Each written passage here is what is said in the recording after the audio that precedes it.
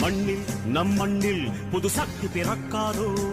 சக்தி இருந்தால்தான் சரித்திரம் உண்டாகும் சட்டம் கையில் கொண்டு நீ தீமை திருத்திவிடு சரியா இல்லை என்றால் அதன் வேரை அறுத்துவிடு புலி போல் எழுக